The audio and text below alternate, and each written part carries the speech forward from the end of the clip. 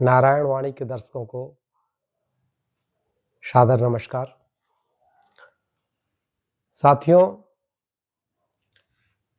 कई दिनों के बाद आपके समक्ष कुछ बातें रखना चाहता हूं।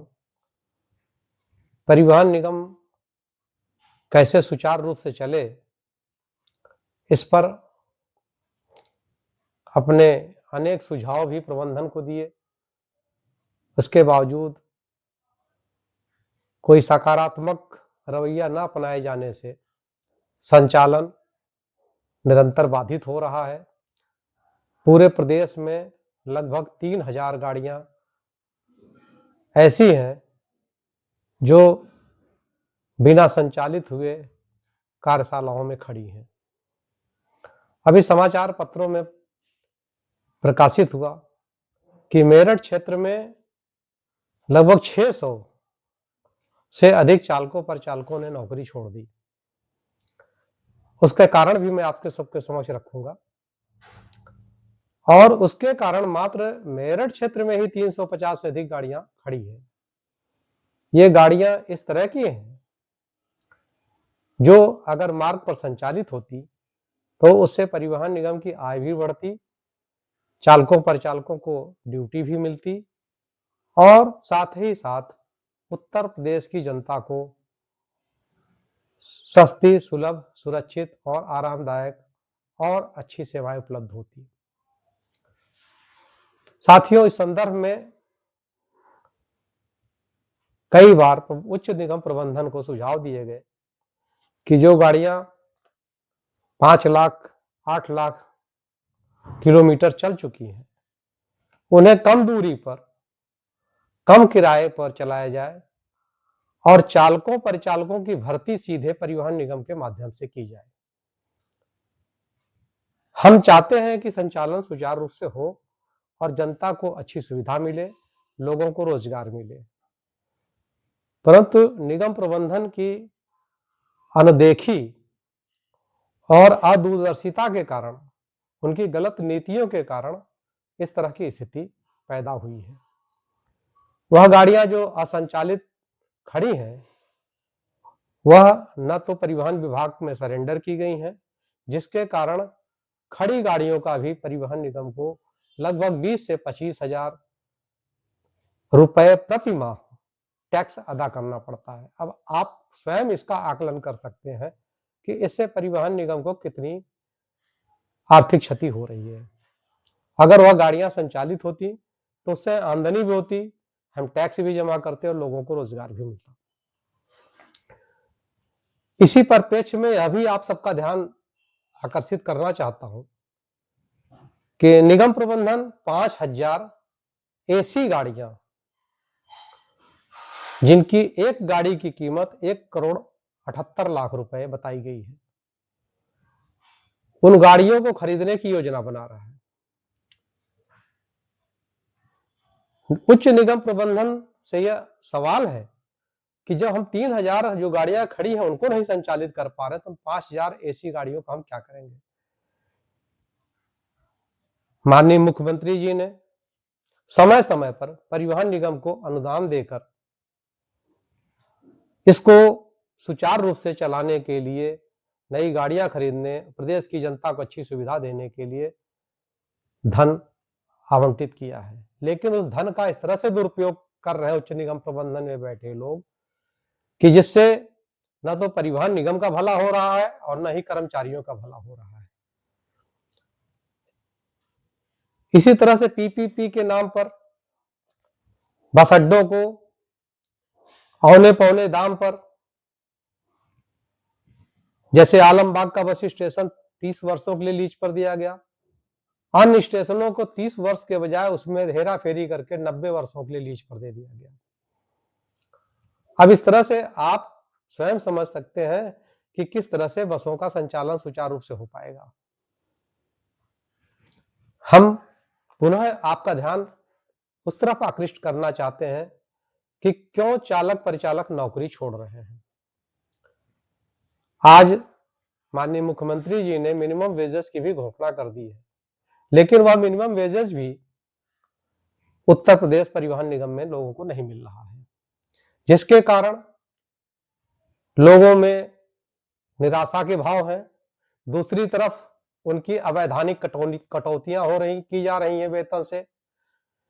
चालक के 1 लीटर, 2 लीटर, 3 लीटर या 5 लीटर, जबकि जगह जगह आए दिन जाम की स्थिति रहती है। उन परिस्थितियों में भी उनकी डीजल की कटौती, परिचालकों की लोड फैक्टर के नाम पर कटौती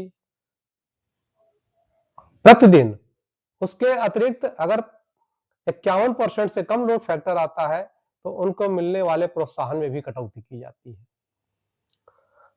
दूसरी तरफ परिवहन निगम में संविदा कर्मचारियों में भी भेदभाव किया जाता है, उनमें असमानता के भाव हैं, क्योंकि संविदा 2 तरह के परिवहन निगम में भर्ती किए गए हैं, एक आउटसोर्स के माध्यम से, दूसरे सीधे विभाग के माध्यम से।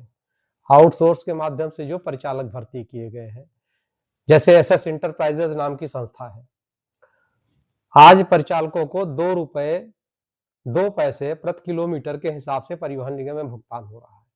लेकिन वह जो आउटसोर्सिंग के माध्यम से एसएस इंटरप्राइजेज जैसी संस्थाओं से आए हैं, उन्हें मात्र 1 रुपए 89 पैसे के हिसाब से भुगतान किया जाता है, और उसमें भी कंपनी वाले अलग से पैसे काट लेते हैं उनके फंड वगैरह के। और उससे भी बड़ा दुर्भाग्य का विषय यह है, दुखद पहलू यह है कि उन परिचालकों को वेतन भी समय से नहीं मिलता है। 3-3, 4-4 महीने, 5-5 महीने वेतन रोके रखते हैं कंपनी के लोग, जिसकी वजह से लोग अपना घर परिवार चलाने में जब असमर्थ हो जाते हैं तो इस परिवहन निगम की नौकरी को छोड़कर चले जाते हैं। ऐसी स्थिति में यहाँ कर्मचारियों की कमी होती है और हमारी गाड़ियां संचालन नहीं हो पाता है। हमारा एक सुझाव है उच्च निगम प्रबंधन से भी और माननीय परिवहन मंत्री जी से भी। अभी हाल ही में महिलाओं की भी भर्तियां हुई परिचालक पद पर, उन्हें सीधे विभाग द्वारा भर्ती किया गया। चालकों की भर्ती सीधे विभाग से की जाती है, तो सभी श्रेणी के, चाहे महिला हो या पुरुष हो, उन परिचालकों की भर्ती भी सीधे विभाग द्वारा की जाए और उन्हें मिनिमम वेजेस दिया जाए, जिससे सभी चालक परिचालक यहाँ मन लगा करके काम कर सकें और अपने परिवार का भरण पोषण कर सकें, और उत्तर प्रदेश की जनता को भी सस्ती, सुलभ, सुरक्षित यह जनसेवी संस्थान जो सेवा कर रहा है 1947 से, वह निरंतर करता रहे और यह सदैव फलता फूलता रहे। लोगों में असुरक्षा का भाव न हो, किसी को इस बात का एहसास न हो या परिवहन निगम को बेचा जा रहा है या निजीकरण किया जा रहा है। निजीकरण किसी समस्या का समाधान नहीं होता है, यह बिल्कुल तय बात है। लेकिन आज जिस तरह की नीतियां अपनाई जा रही हैं, वह लोगों में असुरक्षा के भाव उत्पन्न कर रही हैं। माननीय उच्चतम न्यायालय ने समय समय पर इस तरह के निर्देश जारी किए और कई मामलों में ऐसे फैसले दिए हैं कि वह कार्य जो अस्थायी प्रकृति का है, अगर लगातार उनसे कार्य लिया जा रहा है तो उन्हें नियमित कर्मचारी की भांति सभी सुविधाएं मिलनी चाहिए और उन पदों का सृजन करके बाकायदा नियमित भर्ती की जानी चाहिए, जिससे कोई भी विभाग हो, सभी विभाग सुरक्षित तरीके से चल सके। और सबसे बड़ी चीज, जो संविदा के कर्मचारी हैं उनकी भी एक नियमावली बनाई जाए, जिस पर सहमति भी बनी लेकिन आज तक नियमावली नहीं बनी। दूसरी बात, इनको सामाजिक सुरक्षा, इनके जीवन की सुरक्षा के लिए ESIC की स्कीम लागू की जानी चाहिए, जिससे इनको राज्य बीमा निगम के जो हॉस्पिटल्स है, इनको वहां स्वास्थ्य के सुरक्षा के दृष्टिकोण से इनको इलाज के लिए सुविधा मिल सके। बातें बहुत है, तो दोस्तों अपनी वाणी को यही विराम देते हुए पुनः यही अनुरोध करना चाहता हूं माननीय मंत्री जी से, सरकार से और उच्च निगम प्रबंधन से कि सभी श्रेणी के परिचालकों को, चालकों को परिवहन निगम द्वारा ही भर्ती किया जाए, जिससे जो विभाग द्वारा निर्धारित दर है उस दर से उनका भुगतान हो सके और वो प्रसन्न मन से परिवहन निगम की सेवा करते हुए अपने परिवार का भरण पोषण करें। जय हिंद, जय भारत।